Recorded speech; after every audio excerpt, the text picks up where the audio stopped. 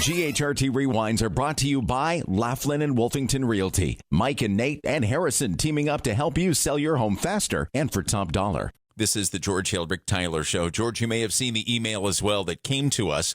A listener, knowing of the search for Graham Lacher, now missing we're coming up on month number 4 since he left Dorothea Dix in Bangor. And the listener wanted to know where they could get one of the signs that family printed and distributed. We sent that email on to Tammy Lacher Scully, Graham's mom. Tammy, welcome back to the George Hale Ric Tyler Show. We appreciate you taking some time to call in this morning and update us. Thank you for having me. It's been a difficult time. That's an understatement. Yeah. But you're still there. You're still trying. We're getting along into the year. Is there any new news? There are no new sightings, confirmed sightings of Graham. There hasn't been one since the evening that he fled, and that was via surveillance camera. There's been nothing since then. Many possible sightings that we or law enforcement or the DME search group followed up on, but none of them turned out to be Graham or no contact was made. So in that sense, there is no news. Now, in case someone is just catching on to the news of his leaving Dorothea Dix, just give us just a moment, if you could, Tammy, and remind us that he is on the autism spectrum. He's perhaps non-social, and that makes reaching out to him, calling out to him to find him challenging. It is. In fact, it's likely to drive him further away. He is both autistic and schizophrenic, and so not only is he non-social, but he is also afraid of people. So he's not likely to congregate with others or to ask for help. So we can't imagine how he's surviving at this point, but we are optimistic that he is. We work every day as if he is, and we're just need a sighting in order to find him. So I don't know if you also want me to add, I think that if someone does see Graham, the best thing that they can do is, if possible, take a picture, because then we could confirm his identity, but to definitely contact authorities. It's not likely that a person is going to be able to approach Graham, befriend him, kind of escort him to safety. Those things are not very likely. I know these are difficult questions, and we've asked them somewhat before, but because of the length of time, they come up again. You honestly still think your son is alive? You reported that while he is disabled, he has never shown any tendency towards suicide. Exactly. He's actually quite preoccupied with his own well-being. The voices that caused him to flee the campus of Dorothea Dix are ones that he believes are advising him in his best interest. He feels compelled to take the direction of those voices. But in terms of his behaviors that we observed, he cares about what he eats. He exercises. He's never abused substances. He doesn't smoke or drink. You know, he even tries to avoid salt and sugar and caffeine. You know, he's very much concerned with his own well-being. We should all live more like that in many ways. Yeah. So that must give you encouragement in that Graham knows how to care for his well-being, so that increases the likelihood that he is alive.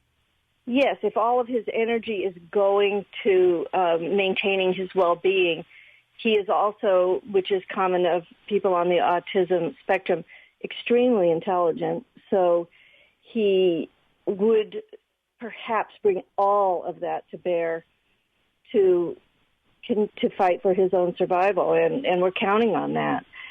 The alternative is that he managed to suspend his distrust of others and has offered help, has accepted help from someone. possibly someone who doesn't even know he's missing or realize that, he's at risk.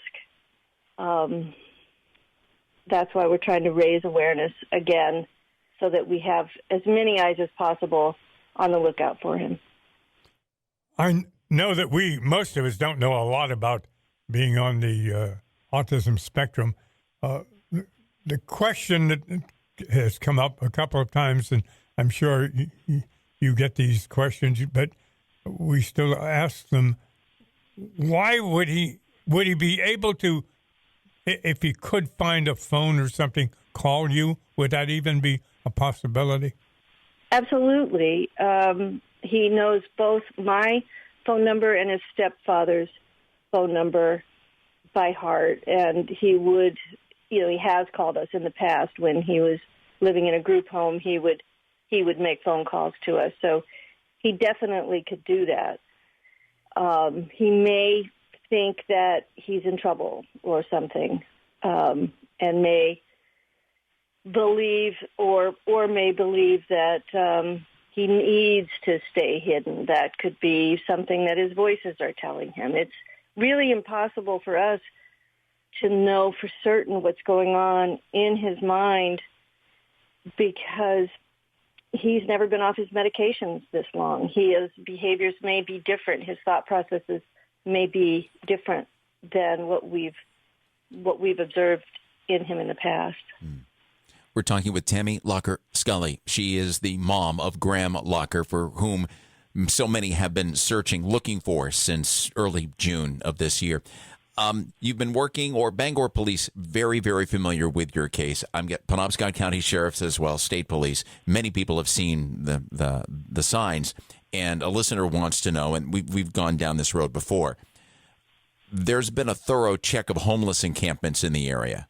Yes, we in the beginning were checking those daily. Multiple people were checking them. We discovered ones that a lot of people didn't know about. We really combed the fringes of Bangor, the Woodline, all around the big box stores out in the Hogan Road Mall area, Stillwater Avenue, the college, Eastern Maine Community College.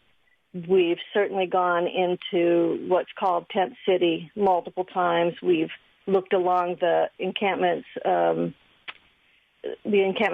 the Kenduskeag Stream. We feel that the population of people living unsheltered is very well aware of Graham, who he is, what he looks like. It's very unlikely, it's possible, but very unlikely that he has managed to stay hidden amongst that population this whole time. I asked this question before, but the last time, I believe. Is there a likelihood that he put his fears behind him and accepted a ride? He may not even be anywhere near here.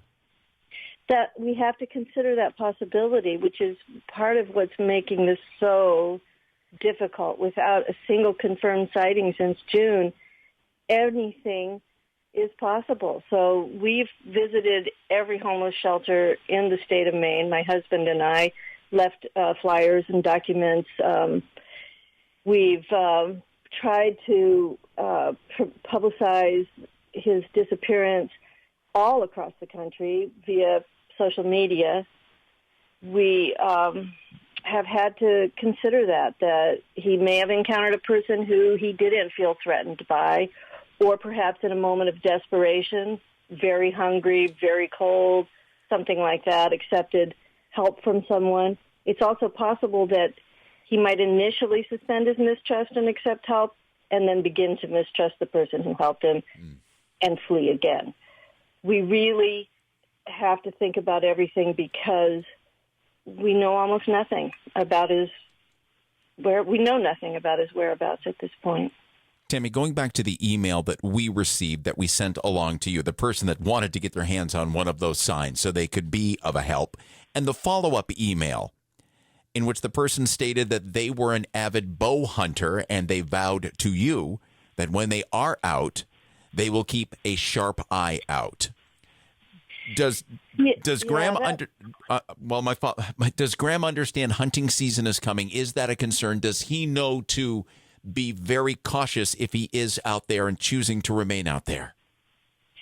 Well, part of the requirement at the group home where he lived was that anyone outside of the home, the home was in a heavily forested area used by hunters, and part of the requirement was that the residents of the home had to wear hunter orange articles if they were going to be outside of the home, and that is perhaps one of the reasons he wore that hunter orange hat that he had on when he went missing. We know now that he no longer has that with him because DME volunteer Brandy St. Louis found it in the woods near Dartmouth Street.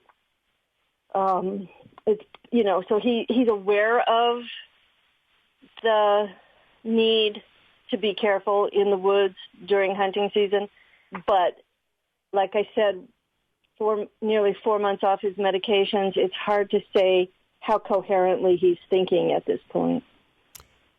Well, we don't have any answers for you, and so far no one has. The next step is to make some kind of financial offer that would attract someone who maybe gets a little more aggressive.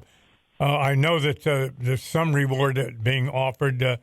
Can you explain exactly what it is and how someone would collect on it? Sure. We've as soon as we issued the initial reward, which was $500 for information that led to Graham's safe return, we had offers from people to increase it, and so we're going to do that at this point. We feel there's enough support out there to raise that reward to $2,500, and it would be it could be claimed by the first person, the first member of the public who provided information that leads to Graham's safe return. The tip, the information, has to be provided to law enforcement in order for someone to claim the reward. And we'll be at the Bangor Public Library tomorrow from 11 a.m. to 1 p.m. for people who want to know more about the details of the reward, to pick up a flyer, if they want to carry the information with them or to post somewhere else. We also, in conjunction with that, have another effort which is interestingly tied to the email that you received from the bow hunter. We're aware that hunting season is about to start, and there will be many, many people in the woods that haven't been there perhaps in the months past. So we are making a special appeal to hunters during the season when they're in the woods to keep an eye out. One of those many scenarios we've had to consider is that somehow Graham found an unoccupied cabin stocked with food and has been managing to survive that way. If so, a hunter may encounter him. And so to reach them, we are sending a reward poster to every tagging station in Maine. There's 237 of them. And we're hoping they'll post them where hunters and guides are most likely to see it. So, yeah, we're worried about the cold weather. We need them to be found. And this is a whole group of people that, we're hoping will help us. The email from your listener, was very moving to me. He promised to keep his eyes open and look, that he himself has a child on the autism spectrum and would be devastated if he were in my shoes. So we're hoping there are other people out there who feel like this man and will, just expand the number of people looking for him. GHRT. GHRT Rewinds, brought to you by your hometown real estate team, Laughlin and Wolfington Realty. Thinking about selling your home? Call 629-9211 and start packing.